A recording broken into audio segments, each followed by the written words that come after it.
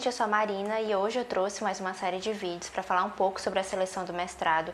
Eu já fiz 2 vídeos falando sobre isso, como começar a se preparar e como se preparar para a prova escrita e para a prova de proficiência. Eu vou deixar linkado aqui embaixo esses vídeos. E hoje eu vou falar um pouco sobre as próximas etapas, né? A etapa de entrevista e a etapa do projeto de pesquisa. O projeto de pesquisa é uma das coisas iniciais que a gente faz, né? Quando a gente vai tentar a seleção de mestrado, junto com a documentação que a gente tem que apresentar, né, no momento da inscrição, a gente também tem que colocar o nosso projeto de pesquisa. E é uma parte essencial, porque não adianta nada você se preparar bastante para as outras etapas, mas chegar na hora do projeto de pesquisa e ele não está adequado e você acabar sendo eliminado por causa disso. Então, por isso eu trouxe algumas dicas que me ajudaram nessa aprovação do projeto de pesquisa e eu vou compartilhar um pouco aqui com vocês. E a primeira dica que eu vou dar é uma das dicas que eu dei no primeiro vídeo de como você começar a se preparar para as seleções, é você entender muito sobre o programa do seu curso.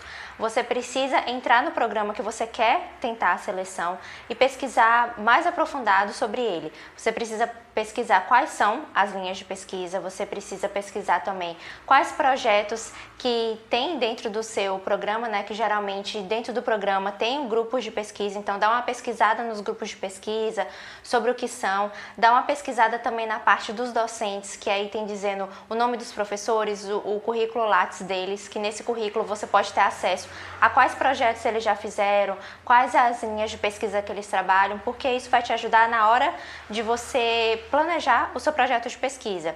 Independente de você já ter algo em mente ou não. Por exemplo, eu já sabia mais ou menos o que eu queria escrever, sobre o que eu queria falar, só que eu precisava adequar o que eu queria falar ao programa. Não adianta nada você já ter um projeto em mente, você querer falar sobre isso, mas aquilo não se encaixar com o seu programa.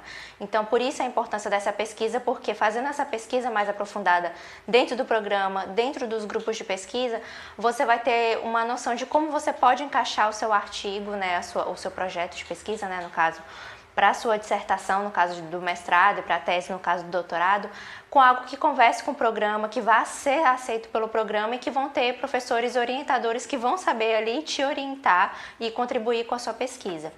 Então, além dessas duas que eu falei, é importante também que você vá, outra coisa extra que eu fiz, é ir no próprio repositório da universidade que você vai tentar, na biblioteca de teses e dissertações. Você pode colocar a biblioteca de teses e dissertações e a sigla da sua universidade, que lá você vai encontrar o que os discentes do curso, né, as pessoas que fizeram parte, fazem parte do programa, estão pesquisando, porque aí você pode ter uma noção se já teve um tema relacionado com o seu ou não. Isso vai te ajudar bastante e me ajudou bastante. E além de fazer essa pesquisa, é claro, você precisa estar totalmente atento ao edital, porque no edital vem dizendo todos os itens do que você precisa escrever. Então, como é que é a estrutura, né? Se é introdução, se depois tem justificativa, problematização. Geralmente, existe uma estrutura que a maioria das universidades adota, mas cada universidade também possui algumas especificações na parte do projeto de pesquisa que outras não pedem. Então é importante que você, no edital, siga atentamente, corretamente, cada ponto que eles pediram, do jeito que eles pediram, porque isso também vai ser avaliado e também vai contar ponto na sua pesquisa. Uma entrevista, né? No meu programa de mestrado, como eu falei, né, eu tive prova escrita, tem alguns programas que não tem, mas no meu caso, que teve a prova escrita, só depois da prova escrita tem a análise do projeto de pesquisa e depois da análise do projeto de pesquisa, que é a etapa de entrevista, ou seja, a etapa de entrevista é uma das etapas finais, né, a etapa final. E uma das dicas que eu dou para essa etapa de entrevista foi uma etapa que eu fiquei bastante nervosa, porque a gente não sabe muito bem o que esperar, né, por mais que a gente converse com outras pessoas que já tentaram a seleção, que dão algumas dicas ou falam, na hora a gente não sabe muito bem o que esperar. Mas uma coisa que eu tinha muito em mente e que foi o que fez eu ficar tranquila e eu tirar uma das maiores notas durante as etapas da seleção, a maior nota que eu consegui tirar foi na entrevista, foi me preparar em relação a saber falar sobre o meu projeto.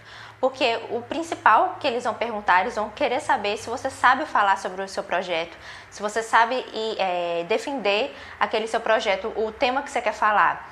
Eles querem saber como você chegou a esse tema, qual é a sua problematização, que são coisas que você já escreveu, mas eles querem ouvir você falar para ver o quanto você sabe falar sobre esse assunto. Eles me perguntaram sobre alguns autores também, quais autores eu pretendia usar. Então, geralmente são perguntas mais gerais, né? Cada programa, no caso, tem a sua forma de fazer a entrevista, mas o que eu pude perceber, no geral, é que eles querem saber se você entende ali do seu projeto, se você sabe falar sobre o seu projeto, se ele é viável, como você chegou a esse tema, e quais autores possivelmente você pode usar, como você pretende desenvolver. Então essas perguntas são gerais. Então você ter bem preparado o que você vai falar em relação ao seu projeto de pesquisa é algo muito importante que vai te ajudar na entrevista. Essas são as dicas de hoje. Se for alguma dúvida, pode deixar o comentário aqui. Me segue também no Instagram, que diariamente eu estou postando algumas dicas, estou falando sobre carreira acadêmica, eu também posto alguns vídeos e alguns conteúdos lá. E toda semana tem vídeo novo aqui no canal.